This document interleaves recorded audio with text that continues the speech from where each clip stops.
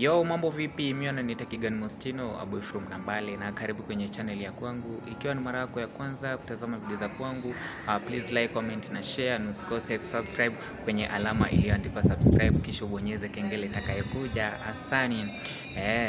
Fanyeni kazi. Wasanii wenzangu, fanyeni kazi.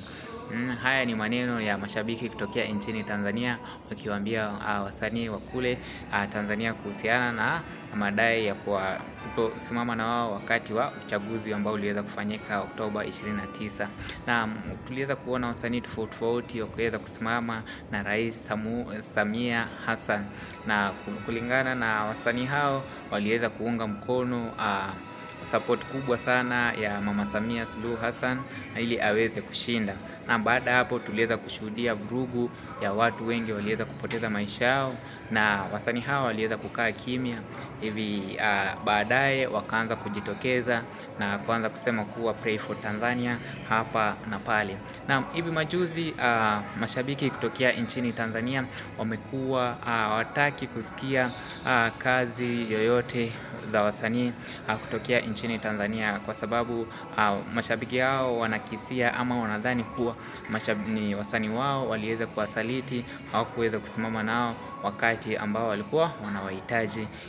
Wasanii hao walitakiwa kuipinga vikali serikali ya Mama Samia Suluhu Hassan kutokana na watu kuweza kuuawa. Na tumeweza kuona juzi kati Jux ameweza kutembelea duka lake ambalo liliweza kuvamiwa na waandamanaji.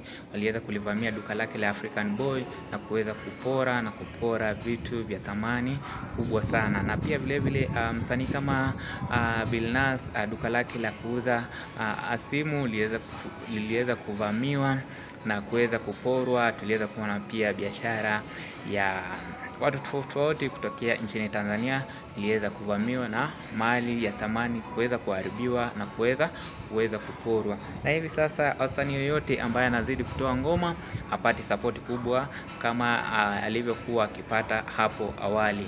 Ni hayo tu kwa sasa, sina mengi. They call me Kigan Mostino, a boy from Nambale.